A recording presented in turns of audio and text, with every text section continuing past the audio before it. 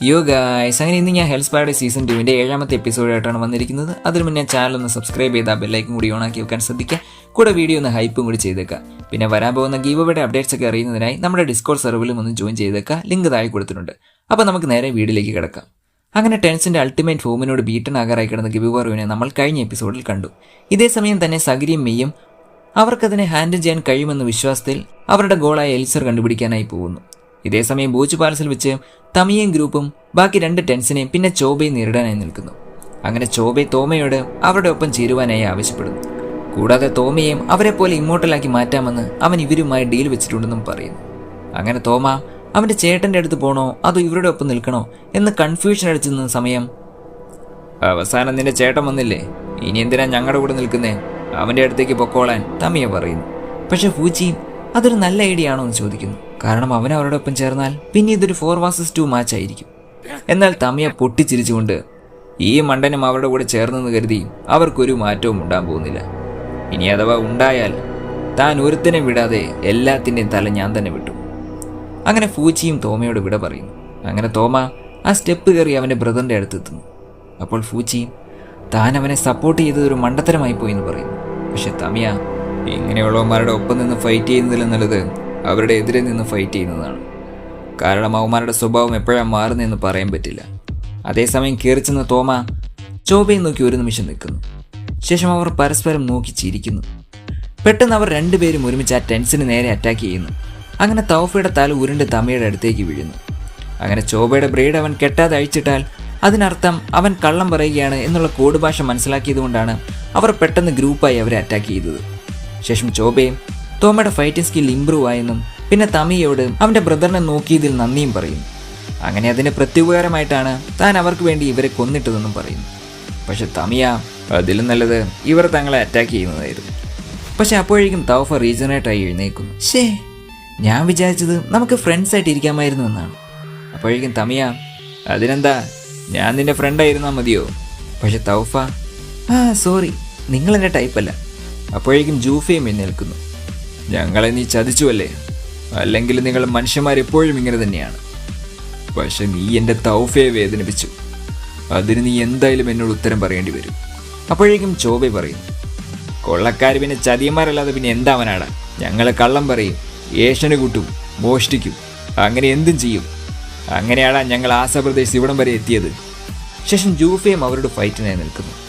ഇതിനു മുന്നേ ഇവന്മാരോട് ഫൈറ്റ് ചെയ്തപ്പോൾ ഇവർ തോറ്റതുപോലെ ഇന്നും തോൽക്കാനാണ് ഇവന്മാരുടെ വിധി എന്ന് പറഞ്ഞ് അയാൾ ഫൈറ്റ് ചെയ്യാൻ തുടങ്ങിയപ്പോൾ നേരത്തേതിലും വളരെ സ്ട്രോങ്ങറായി അവർ ഫൈറ്റ് ചെയ്യുന്നത് കണ്ട് അയാൾ ഞെട്ടുന്നു. അങ്ങനെ ചോബയും തോമയും പരസ്പരം സപ്പോർട്ട് ചെയ്തെന്ന് ഫൈറ്റ് ചെയ്യുന്നു. അങ്ങനെ ജൂഫയ്ക്ക് താൻ ഇതൊരാളോടാണോ ഫൈറ്റ് ചെയ്യുന്നത് എന്ന് തോന്നുന്നു. അതോടൊപ്പം തോമയുടെ പവറപ്പം കണ്ട് അയാൾ ഇംപ്രസ്ഡ് ആവുന്നു. അങ്ങനെ തമിയുടെ ട്രെയിനിങ്ങിൽ നേടിയ ധൈര്യം വെച്ച് തോമ അയാളുടെ ഫേസ് വെട്ടി മുറിച്ച് കളയുന്നു. അങ്ങനെ ദേഷ്യം വന്ന് ജൂഫയ്ക്ക് റിച്വലിനെ ഒന്നും വകവെക്കാതെ അവരെ താൻ എന്തായാലും കൊല്ലുമെന്ന് തീരുമാനിക്കുന്നു. ഇതേസമയം തൗഫ അവളുടെ ഡ്രസ്സെല്ലാം അവളുടെ ഓവർ ഡ്രസ്സ് എല്ലാം അയച്ചു മാറ്റി ഫൈറ്റിനായി നിൽക്കുന്നു. പക്ഷെ അവളെ കണ്ടതും നമ്മുടെ തമിയുടെ കൺട്രോൾ പോകുന്നു. അങ്ങനെ താൻ കണ്ടതിൽ വെച്ച് ഏറ്റവും കിടിലൻ ഫിഗറാണ് അവളെന്ന് അയാൾ പറയുന്നു. ഫൂജിയും അതിനോട് യോജിക്കുന്നു. പക്ഷെ പെട്ടെന്ന് അവൾ വന്ന് തമയനെ അടിച്ചു തെറിപ്പിക്കുന്നു. ശേഷം തന്നെ പോലെ ഒരു കിളവൻ്റെ അടുത്ത് നിന്ന് ഇങ്ങനെയൊക്കെ കേൾക്കുമ്പോൾ തന്നെ എനിക്ക് എന്തോ പോലെ തോന്നുവാണെന്ന് അവൾ പറയുന്നു. ഇതേസമയം ഫൂച്ചി അതുകൊണ്ടാകെ വിറച്ചു നിന്ന് പോകുന്നു. പക്ഷെ തൗഫ അവൻ ക്യൂട്ടാണെന്ന് പറഞ്ഞ് താൻ അവനെ ബോച്ച് ജുസുവിലൂടെ ടാനാക്കി മാറ്റാമെന്ന് ഓഫർ ചെയ്യുന്നു. പക്ഷെ ഫൂച്ചി അവളുടെ കൈ വെട്ടിക്കളഞ്ഞുകൊണ്ട് അത് നിരസിക്കുന്നു. ഇതേസമയം തമിയ എന്താ മോളെ, ഞാൻ ചത്തോന്ന് വിചാരിച്ചോ നീ എന്ന് പറഞ്ഞുകൊണ്ട് അവിടെ നിന്ന് എഴുന്നേൽക്കും.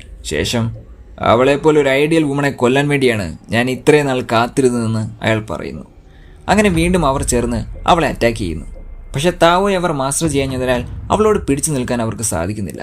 അങ്ങനെ തമിയ എടാ ചെറുതേ, നമുക്ക് എങ്ങനെയെങ്കിലും അവളെ തോൽപ്പിക്കണം. അപ്പോൾ ഫൂച്ചി ദേഷ്യപ്പെട്ട് ചെറുതെന്നല്ല അസിമൻ ഫൂച്ചി എന്നാണ് എന്നെ വിളിക്കേണ്ടത്, അവളുടെ ടാൻറ്റിനെ നശിപ്പിക്കാതെ ഒരിക്കലും അവളെ ബീറ്റ് ചെയ്യാൻ പറ്റില്ല എന്ന് ഫൂച്ചി പറയുന്നു. അങ്ങനെ ഷിയോൺ അവരെ പഠിപ്പിച്ച് താവോയെ കൺട്രോൾ ചെയ്യുന്ന രീതിയെക്കുറിച്ച് ഫൂച്ചി ഓർക്കാൻ ശ്രമിക്കുന്നു. താവോയെ നമ്മുടെ കണ്ണുകൾ കൊണ്ട് കാണാൻ സാധിക്കില്ല, അതിനെ സെൻസ് ചെയ്യാനേ നമുക്ക് കഴിയൂ. അതുകൊണ്ട് താവോ യൂസ് ചെയ്യുന്നതിന് മുമ്പായി നമുക്ക് താവോയെ സെൻസ് ചെയ്യാൻ പഠിക്കാം എന്ന് പറഞ്ഞ് ഷിയോൺ അയാളുടെ താവോയെ ഡെവലപ്പ് ചെയ്ത് അത് സെൻസ് ചെയ്യാൻ കഴിയുന്നുണ്ടോ എന്ന് അവരോട് ചോദിക്കുന്നു. പക്ഷെ അവർക്കാർക്കും അതിന് കഴിയുന്നില്ല. അങ്ങനെ ഫൂച്ചി താവോ അറ്റാക്ക് ഇൻവിസിബിൾ ആണെങ്കിൽ നമുക്കൊരിക്കലും അത് താവോ കൂടുതൽ ബ്ലോക്ക് ചെയ്യാൻ കഴിയില്ല. എന്നാൽ ഇവളുടെ താവോ വുഡ് ടൈപ്പ് ആയതിനാൽ എൻ്റെ മെറ്റൽ ടൈപ്പ് ഇവളെ ഹിൻഡർ ചെയ്യും. അതുകൊണ്ട് ആ അഡ്വാൻറ്റേജ് നമ്മൾ യൂസ് ചെയ്യണം. പക്ഷേ എൻ്റെ താവോ കൺട്രോൾ പ്രോപ്പർ അല്ലാത്തതിനാൽ പകരം വേറെ എന്തെങ്കിലും പ്ലാൻ ചെയ്യേണ്ടി വരുമെന്ന് പറഞ്ഞവനിരിക്കെ പെട്ടെന്ന് തമിയ നിർത്ത്. താവോ താവോ താവോ കേട്ട് കേട്ട് ഞാൻ മടുത്തു. ഞാനിപ്പോഴും എൻ്റെ ഫൈറ്റ് ഒന്ന് എൻജോയ് ചെയ്യാൻ തുടങ്ങിയത്. അപ്പോഴേക്കും അവൻ വീണ്ടും താവോയിട്ട് വന്നു. അതുകൊണ്ട് ഇനി മേലെ എൻ്റെ അടുത്ത് അതിനെക്കുറിച്ച് പറഞ്ഞേക്കരുത്. അങ്ങനെ തമിയ വീണ്ടും അവളെ അറ്റാക്ക് ചെയ്യാനായി ചെല്ലുന്നു. പക്ഷെ തൗഫ താവോയെപ്പറ്റി അറിയാതെ നിനക്ക് എന്നെ ഒന്നും ചെയ്യാൻ സാധിക്കില്ല എന്ന് പറഞ്ഞ് അവൾ വീണ്ടും താവോ യൂസ് ചെയ്ത് അവനെ അറ്റാക്ക് ചെയ്യുന്നു. പക്ഷെ വീണ്ടും എഴുന്നേറ്റ് തമിയ അതിന് ഞാൻ എൻ്റെ ഫൈറ്റ് മതിയാക്കിയിട്ട് വേണ്ടേ? ആയിരക്കണക്കിന് വർഷങ്ങളായി മനുഷ്യന്മാരെ ടോർച്ചർ ചെയ്തുകൊണ്ടിരുന്ന നിനക്ക് ഇതെന്താ ഫണ്ണായിട്ട് തോന്നുന്നില്ലേ എന്നയാൾ ചോദിച്ചത് കേട്ട് തൗഫ സീരിയസ് ആവുന്നു. ആര് പറഞ്ഞു ഇത് ഫണ്ണാണെന്ന്? ഞങ്ങൾ കഴിഞ്ഞ ഇത്രയും നാളുകൾ ഇമ്മോർട്ടാലിറ്റിക്ക് വേണ്ടി നിരന്തരം പ്രാക്ടീസ് ചെയ്യുകയാണ്. അതിൻ്റെ ഒരു ഭാഗമായിട്ടാണ് ഞങ്ങൾ മനുഷ്യന്മാരെ യൂസ് ചെയ്യുന്നത്. പക്ഷേ ഇനി 1000 വർഷം കഴിഞ്ഞാലും ഞങ്ങൾക്കിത് പൂർത്തിയാക്കാൻ പറ്റുമെന്ന് തോന്നില്ല. അത് ഞങ്ങൾക്ക് എല്ലാവർക്കും അറിയാം. ഞാൻ ചിരി നിർത്തിയാൽ എൻ്റെ കൺട്രോൾ നഷ്ടപ്പെടും. ഇനി ചിലപ്പോൾ എൻ്റെ കൺട്രോൾ പോയിട്ടാണോ ഞാൻ ചിരിക്കുന്നതെന്നും എനിക്കറിയില്ല എന്ന് പറഞ്ഞ് അവൾ അവരെ അറ്റാക്ക് ചെയ്യും. ശേഷം ഇതൊരിക്കലും തനിക്ക് ഫണ്ണല്ല എന്നും അവൾ കൂട്ടിച്ചേർക്കും. അങ്ങനെ ഫൂച്ചി എഴുന്നേറ്റ് ഞാൻ താവോ ഇത്രയും പവർഫുൾ ആയിരിക്കുമെന്ന് വിചാരിച്ചിരുന്നില്ല എന്ന് പറയുന്നു. അങ്ങനെ തൗഫ എന്നാൽ ഞാൻ നിന്നെ ഒരു പെയിൻഫുൾ അല്ലാത്ത ഡെത്ത് നൽകാമെന്ന് പറഞ്ഞ് വന്നപ്പോഴേക്കും ചിരിച്ചുകൊണ്ട് നിൽക്കുന്ന ഫൂച്ചിയെ കണ്ട് അവൾ ഞെട്ടുന്നു. ഇത് തികച്ചും അത്ഭുതകരമായൊരു കണ്ടുപിടുത്തമാണ്. എനിക്കിതിനെപ്പറ്റി കൂടുതൽ റിസർച്ച് ചെയ്യാൻ സാധിച്ചാൽ അത് മാനവരാശിയുടെ പുതിയൊരു തുടക്കത്തിന് കാരണമാകും. അതുകൊണ്ട് ഞാൻ ഇനിയും ഇതിനെക്കുറിച്ച് പഠിക്കേണ്ടിയിരിക്കുന്നു. അപ്പോഴേക്കും തമിയം എഴുന്നേറ്റ് ഞാൻ പറഞ്ഞു നിന്നോട് ഇത്തരം വർത്തമാനം പാടില്ല എന്ന്. അങ്ങനെ തൗഫയ്ക്ക് അവർക്കും തന്നെ പോലെ ഭ്രാന്തായെന്ന് പറയുന്നു.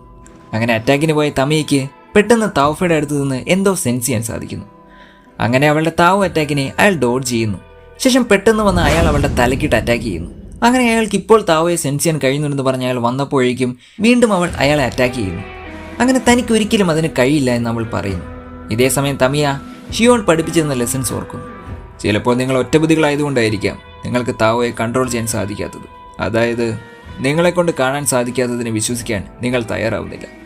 പക്ഷെ താവോയെ തല കൊണ്ടല്ല, മറിച്ച് നമ്മുടെ സെൻസ് കൊണ്ട് വേണം അറിയാൻ. അങ്ങനെ ട്രെയിനിങ്ങിനായി നുറുകായി അവരെ വിളിച്ചപ്പോൾ അവർ ഇരുവരും അതിനെ മൈൻഡ് ചെയ്യുന്നില്ല.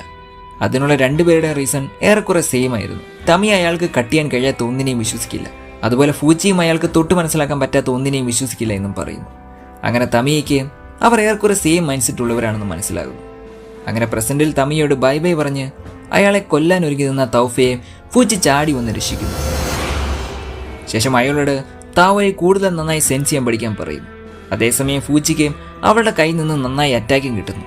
ശേഷം തൗഫ നിന്റെ ഫ്രണ്ടിന് താവോയെ ഒബ്സർവ് ചെയ്യാൻ വേണ്ടി നീ എൻ്റെ അറ്റാക്കെല്ലാം നേരിടാൻ പോവുകയാണോ എന്ന് ചോദിക്കുന്നു. പക്ഷേ ഫൂച്ചി അല്ല, അവൻ എൻ്റെ ഫ്രണ്ടല്ല എന്ന് അവളോട് പറയുന്നു. ഇതേസമയം പാസ്റ്റിൽ ഫൂച്ചി അവനും തമിയയും ഏറെക്കുറെ ഒരുപോലെയുള്ള ആളുകളാണെന്ന് പറയുന്നു. പക്ഷെ അയാൾ ഒരു ക്രിമിനൽ ആണെന്ന് ഒഴിച്ചാൽ അയാൾ നമ്മൾ സമുറായികളെ പോലെ മനുഷ്യൻ തന്നെയാണ്. തമി എപ്പോഴും അവന് ചുറ്റുമുള്ള ആളുകളെ കെയർ ചെയ്തിരുന്നു. അങ്ങനെ താനും അതുപോലെ തന്നെയാണെന്ന് തോന്നിയ ഫൂച്ചിക്ക് അവർ ഏറെക്കുറെ സെയിം മൈൻഡ് സെറ്റ് ഉള്ളവരാണെന്ന് മനസ്സിലാകും. അതുകൊണ്ടാണ് അവൻ തമിയനെ പ്രൊട്ടക്ട് ചെയ്തത്, അല്ലാതെ ഫ്രണ്ടായിട്ടല്ല. അങ്ങനെ തൗഫ അവളുടെ താവോ യൂസ് ചെയ്യാൻ തുടങ്ങിയപ്പോൾ തമിയ താൻ ഉടനെ തന്നെ ആ കുള്ളനെ രക്ഷിക്കണമെന്ന് കണ്ട് താവോനെ ഒബ്സർവ് ചെയ്യാൻ ശ്രമിക്കുന്നു. അങ്ങനെ ഷിയോൺ പറഞ്ഞ കാര്യം അയാൾ വീണ്ടും ഓർക്കുന്നു. നിന്റെ റിയാലിറ്റിയെ മറന്ന് നിന്റെ സെൻസിൽ ഫോക്കസ് ചെയ്യാൻ ശ്രമിക്കണം. അങ്ങനെ തമിയ നേരത്തെ തനിക്ക് താവോയെ കാണാൻ സാധിച്ചത് തൻ്റെ റൈറ്റ് ഐയിൽ ബ്ലഡ് വീണ് ബ്ലറായത് കാരണമാണെന്ന് മനസ്സിലാക്കി അയാളുടെ ലെഫ്റ്റ് ഐയും കൂടി തമിയ തൻ്റെ ഹുക്ക് കൊണ്ട് ചൂഴ്ന്നെടുത്ത് മാറ്റുന്നു. അങ്ങനെ തമിയയ്ക്ക് ഒന്നും കാണാൻ സാധിക്കുന്നില്ല. പക്ഷെ അപ്പോഴേക്കും അയാൾക്ക് അവരുടെ താവോയെ കറക്റ്റായി സെൻസ് ചെയ്യാൻ സാധിക്കുന്നു. അങ്ങനെ ഓടിച്ചെന്ന് തമിയ ഫൂച്ചി എടുത്തുകൊണ്ട് അവളുടെ അറ്റാക്കിനെ മുഴുവൻ മറികടക്കുന്നു. ഇത് കണ്ട് തമിയ താവോയെ മാസ്റ്റർ ചെയ്തു എന്ന് മനസ്സിലാക്കി അയാളെ നോക്കിയ ഫൂച്ചി അയാൾ അതിനുവേണ്ടി സ്വന്തം കണ്ണ് ചൂഴ്ന്ന് മാറ്റിയത് കണ്ട് ഞെട്ടുന്നു. അങ്ങനെ തമിയ ഇപ്പോഴാണ് കളി ശരിക്കുമെന്ന് ഹരം കയറിയതെന്ന് പറഞ്ഞ് എപ്പിസോഡ് 7 അവസാനിച്ചു. വീഡിയോ ഇഷ്ടമായ ലൈക്ക്, ഷെയർ ആൻഡ് സബ്സ്ക്രൈബ്. പിന്നെ ഡിസ്കൗണ്ടിൻ്റെ കാര്യവും മറക്കണ്ട, ലിങ്ക് താഴെ കൊടുത്തിട്ടുണ്ട്. അപ്പോൾ അടുത്ത വീഡിയോയുമായി ഉടനെ വരാം. അതുവരേക്കും ടേക്ക് കെയർ.